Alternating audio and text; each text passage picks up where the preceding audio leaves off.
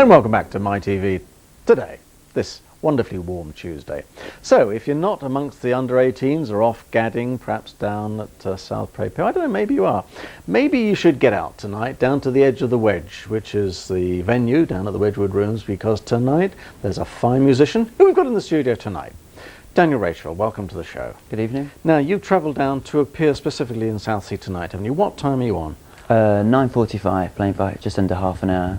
Right, so there's plenty of time for people to get down there. Plenty of time, you can fit a football game in before. Well, you know what it is. People come in, they finish the day's work, they settle down, get the meal on, turn the telly on. It takes a bit of prizing them out of the chair to go out again sometimes. But we're going to give them good reason for doing that, aren't we? We're going to get them out of the chair tonight, hat and coat on, down to the edge of the Wedge, and see you this evening. Absolutely. Now, you're a folk musician, they tell us. Do you like that title? Well, I wouldn't say a folk musician, but I mean, a folk musician to me is somebody that can play acoustic guitar or play a piano and tell a story. And that's essentially what I do. The album that's coming out next week has got a bit more of an eclectic feel. Right. So it's twisting the idea of what folk is often seen as, which is the Aaron Sweater. Well, that's right. We want to get away from that. It's patently not the case as we can see here tonight. Denim what jacket. would you say your influences are then, Dan? I've got varied influences from 60s people like Bob Dylan, Paul Simon, through to modern day singer-songwriters like David Gray. So all across the board, you know, from whether it be Motown or acoustic music. And at the edge of the Wedge tonight, you'll be presumably playing tracks from your released CD, which is not quite out yet, is it? No, it comes out on Monday on Dust Records, and they will be playing tracks from the album just with the acoustic guitar, not a band this time.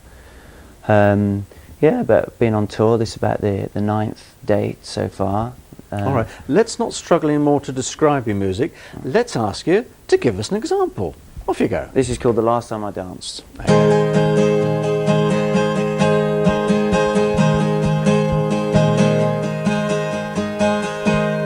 I can't remember the last time I danced. I'm just like an arrow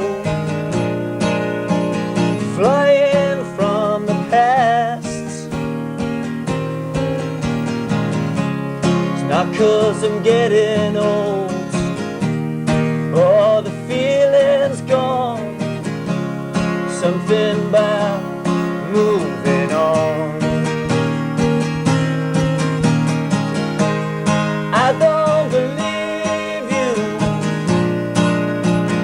left without no trace. You could have written, left some fairly well. I didn't blame you, I don't even need you. Guess it's something about moving on. I can't remember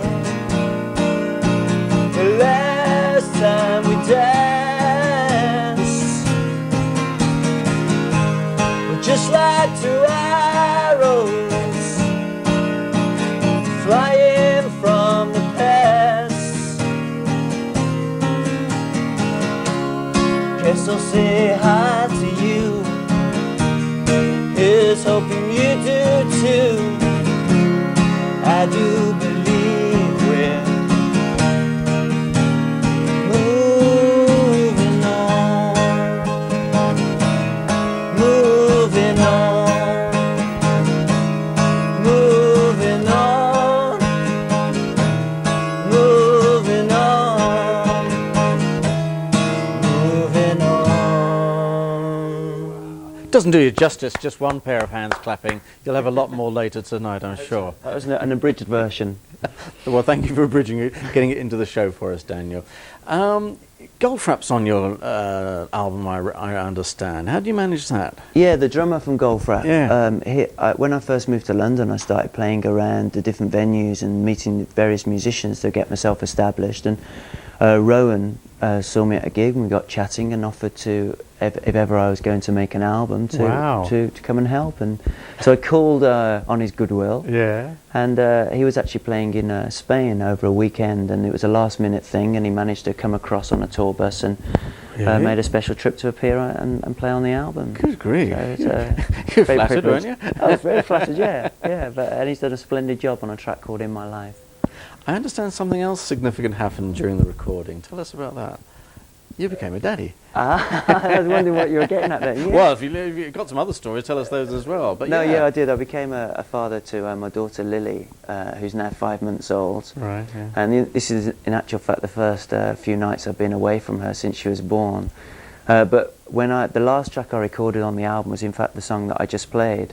And there's a choral backing vocal that goes all the way through that. And while I was recording it, Lily was in the studio, and she started laughing at me while I was doing the. I don't know if it's at me or with me, but so if you can actually hear on the recording her voice if you turn it up very loud and switch it to one speaker.